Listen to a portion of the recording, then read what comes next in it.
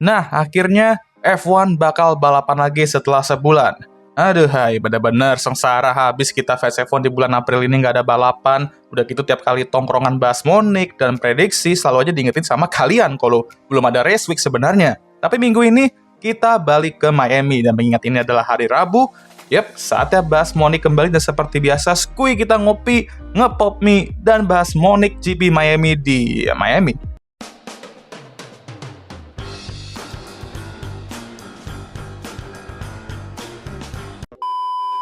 Well, mengingat Miami Grand Prix 2026 ini bakal jadi edisi kelima, maka ada beberapa Monik yang musimnya sama ya.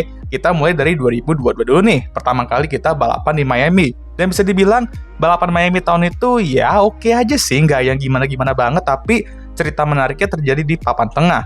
Ketika guru dan murid bersaing untuk sisa poin receh di top 10. Guru dan murid yang gue maksud ialah Sebastian Vettel di Aston Martin-nya dan Mick Schumacher di Haas-nya yang saat itu berjuang mati-matian untuk akhirnya meraih poin pertamanya di F1. Dan ketika balapan sudah mulai masuk ke periode akhir, keduanya masih saling bergelut untuk poin-poin receh tersebut sebelum akhirnya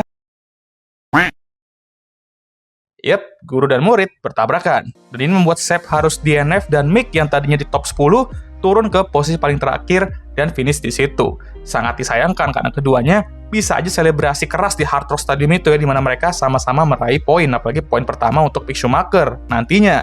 Tapi akhirnya malah berujung keduanya main bom-bom kar dan tidak dapat apa-apa. Tetapi hal tersebut akhirnya terwujudkan beberapa balapan kemudian ya di Silverstone. Cuman ya tetap aja kalau diingat lagi ini lumayan nyesek dan lumayan ngaruh ke kepercayaan diri Mick juga saat itu.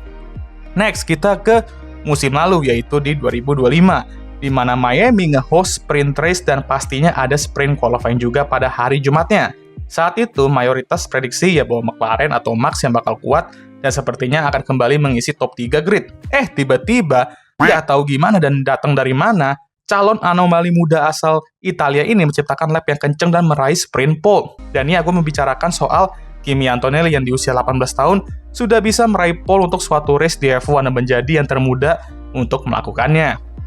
Lo emang. Disinilah kita bisa mengeluarkan meme tetangga itu ya, di mana ya lebih jangan ya demi harga diri kita masing-masing dan tetangga Kimi juga tentunya.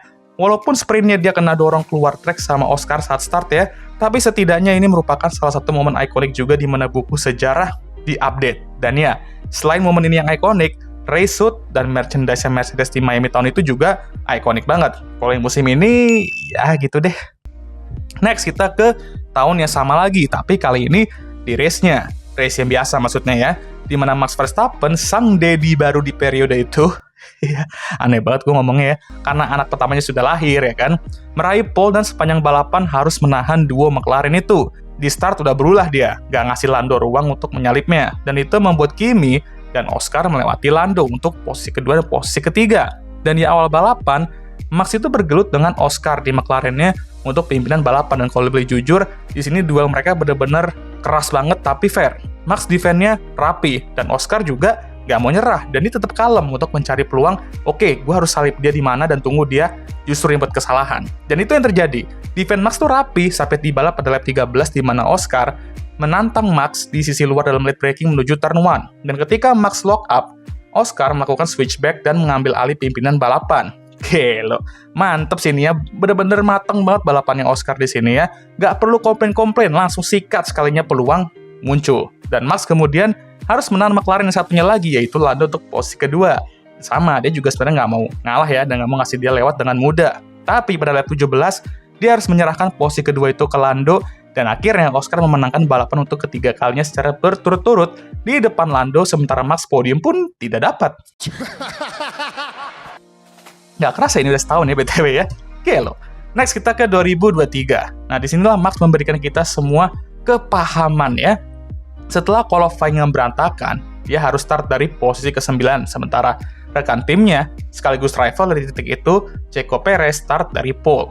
Max mencoba melakukan strategi yang berbeda dengan start dari ban hard ya. Sementara yang lain, khususnya Checo itu pakai ban medium. Dan walaupun saat start kehilangan beberapa posisi, satu persatu pembalap di depannya, dia salip sampai akhirnya dia naik ke posisi kedua dan masuklah ke fase pit stop, di mana yang lain pit stop, Max masih stay dengan ban hardnya dan melakukan stint yang sangat gacor, di mana pace dia dengan Checo di ban hard baru itu tidak begitu berbeda dan malah ada beberapa saat dia lebih cepat. Jadi ketika dia pit untuk ban medium, gapnya ke Checo hanya sekitar 3-4 detik aja, dan pada lap 48, nggak pakai lama, dia langsung menyalip Checo untuk pimpinan balapan. Dan ya, bukan Max Verstappen kalau comeback-nya tidak epic ya. Dan akhirnya Max berhasil memenangkan balapan ini, dan langsung mengeluarkan statement dengan nunjukin nomor 1 di mobilnya. Kalau jago mah, lu mau sombong kayak gitu bebas lah ya.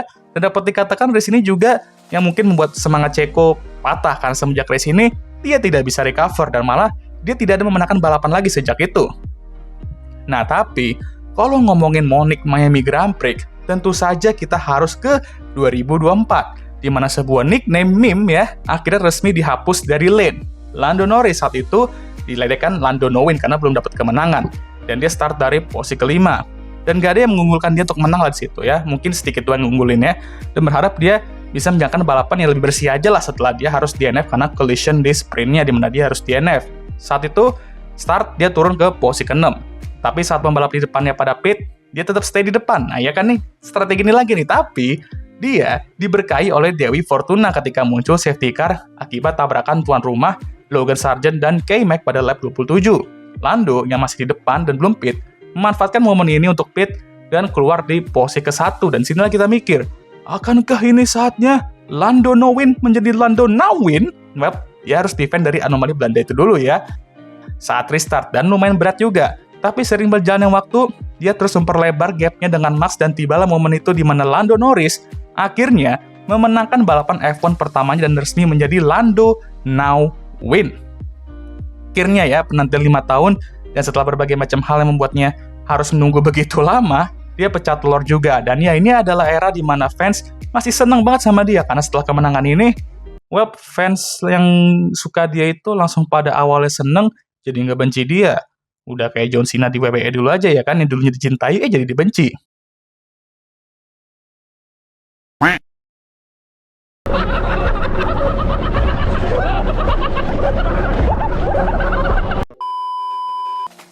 Jujur, ini track masih baru, tapi emang adalah beberapa moniknya, walaupun emang kesannya masih baru-baru banget dan gak se-ikonik itu juga. Tapi ya not bad lah ya, dan semoga aja di 2026 ini dengan perubahan technical bisa memberikan kita balapan yang seru di sini dan pastinya aman. Ya, karena kita nggak mau kejadian Suzuka terulang lagi di sini ya. Oke lah, jadi segitu aja untuk video kali ini. Gimana menurut kalian? Apakah ada monik yang belum gue sebut? Seperti biasa, tulis saja di kolom komentar ya. Jangan lupa untuk like, subscribe, dan share video ini, dan jangan lupa juga untuk menyalakan lonceng notifikasi agar kalian semua tahu ketika gue ngupload video baru. Jangan lupa juga untuk follow Instagram gue. Ya, udah capek ya. Seperti biasa, video ini akan ditutup oleh Okay guys, thank you for watching.